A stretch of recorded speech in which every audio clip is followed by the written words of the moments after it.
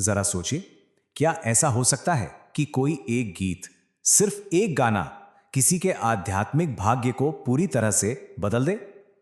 हम सबने हिंदू कथाओं में सुना है कि सरल भगवान यानी भोलानाथ इतने भोले हैं कि एक पत्ते के बदले में पूरा राज्य तक दे सकते हैं। लेकिन उनकी असली छिपी हुई शक्ति कहीं और है, और वो है ध्वनि के प्राचीन विज्ञान में। तो चलिए इसी रहस्य में और गहराई से उतरते हैं और शुरुआत वहीं से करते हैं जहां से हम सब भगवान शिव को जानते हैं, उनकी सबसे सरल पहचान से। भगवान शिव को अक्सर हम भोलानाथ के नाम से जानते हैं ना, मतलब सरल भगवान। और इनकी ये छवि, उनकी ये पहचान परम सरलता और वैराग्य को दिखाती है। देखिए, भोलानाथ इस नाम का मतलब ही है सरल स्वामी। वो इतने भोले, इतने निष्कपट हैं कि उन्हें आशुतोष भी कहा जाता है। आशुतोष यानी जो बहुत ही जल्दी, बहुत आसानी से संतुष्ट हो जाते हैं। और यही वजह है कि सच्चे भक्तों पर उनकी कृपा हमेशा बरसती है। वो तो एक साधारण सी भेंट पर भी बड़े बड़े वरदान दे देते हैं।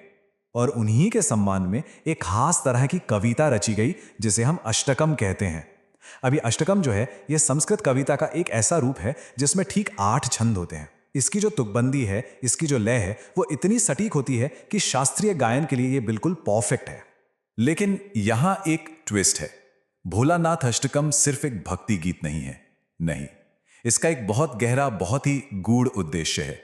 और इसकी जड़ें जाती हैं सीधी तंत्र की प्राचीन परंपरा में। तो फिर चलिए अब ये समझते हैं कि ये ज्ञान आया कहां से, इसकी उत्पत्ति कैसे हुई, और ये हम तक एक बहुत ही दिव्य संवाद, एक डिवाइन डायलॉग के रूप में पहुंचा है। देखिए, तंत्र का जो पूरा आधार है वो आगम और निगम ग्रंथों पर टिका है। आगम वो दिव्य ज्ञान है जो खुद शिव ने प्रकट किया, और निगम वो ज्ञान है जो देवी ने शिव को बताया।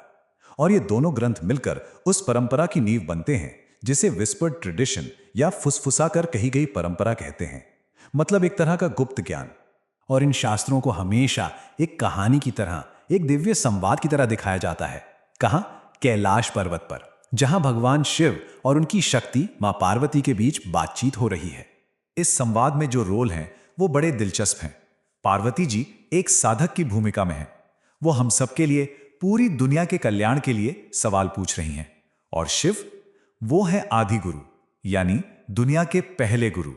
और वो जवाब में आत्म रूपांतरण के, सेल्फ ट्रांसफॉर्मेशन के गहरे से गहरे रहस्य बताते हैं। और ये जो अष्टकम है ना, ये उसी ज्ञान का एक सुंदर काव्यात्मक रूप है। तो ठीक है, आत्म रूपांतरण की बात तो हो गई, पर इसका तरीका क्या है? इसका मुख्य जरिया है ध्वनि का तांत्रिक विज्ञान, द साइंस ऑफ साउंड। तो आइए अब ये समझते हैं कि यह विज्ञान आखिर काम कैसे करता है। तंत्र के हिसाब से साउंड यानी ध्वनि सिर्फ बातचीत का एक तरीका नहीं है। नहीं, ये तो खुद ब्रह्मांड की वो वाइब्रेशन है, वो कंपन है जिससे सब कुछ बना है। इस शाश्वत ध्वनि के सिद्धांत को शब्द ब्रह्मन कहते हैं। और यही वो मूल ऊर्जा है जिससे पूरी की पूरी सृष्टि बनी है। अब इस सिद्धांत के मुताबिक ये जो ब्रह्मांडीय ध्वनि है, ये 4 स्टेजेस से गुजरकर हम तक पहुंचती है। सबसे पहली स्टेज है परा।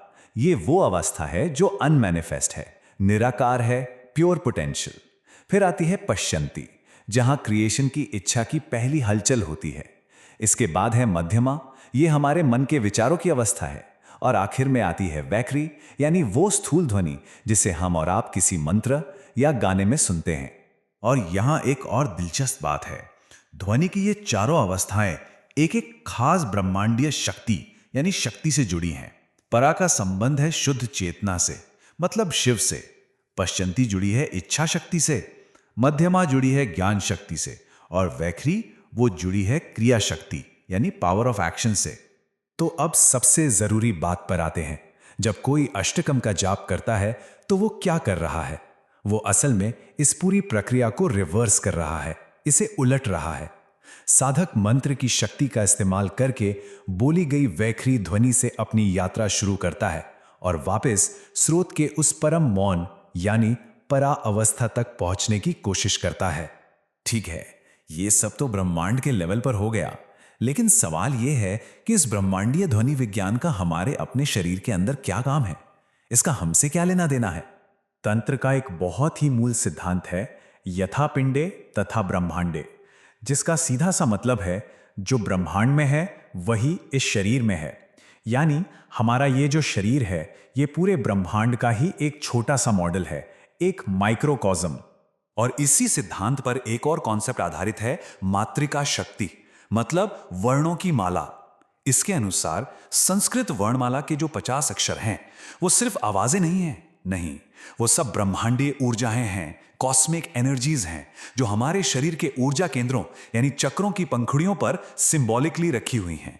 अगर मिसाल के तौर पर देखें तो जो हमारा मूलाधार चक्र है उसकी 4 पंखुड़ियों पर व, श और स वर्ण मौजूद हैं।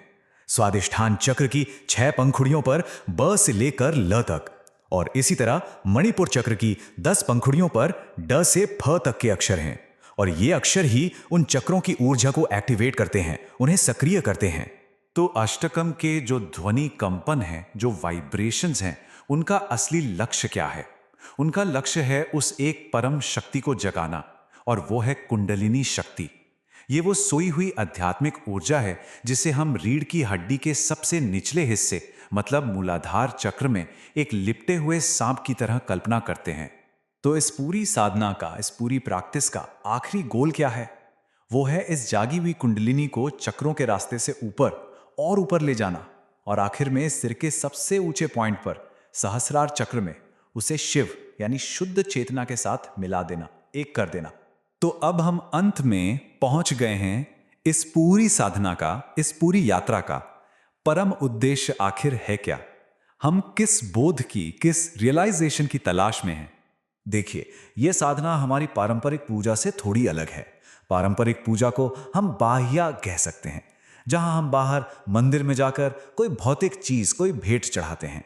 लेकिन अष्टकम का जाप करना अंतर्याग है। ये एक आंतरिक यज्ञ है, एक ऐसा यज्ञ जिसमें हमारा शरीर ही मंदिर है और हमारी भेंट क्या है? पवित्र ध्वनि। तो इसका मतलब यह हुआ कि भोलानाथ अष्टकम सिर्फ एक प्रार्थना नहीं है, ये एक पूरी तकनीक है, एक विज्ञान है, एक ऐसा विज्ञान जो साधक को यह महसूस कराता है कि यह पूरा अस्तित्व, ये सारी कायनात सिर्फ एक ही दिव्य कंपन है। और ये सारी बातचीत हमें एक बहुत ही गहरे सवाल पर लाकर छोड़ देती है। जरा सोचिए, अगर ध्वनि ही सारी सृष्टि का बीज है तो इस शक्ति का इस्तेमाल करके कोई भी इंसान अपने लिए कैसे यथार्थ को, कैसी रियलिटी को जन्म दे सकता है?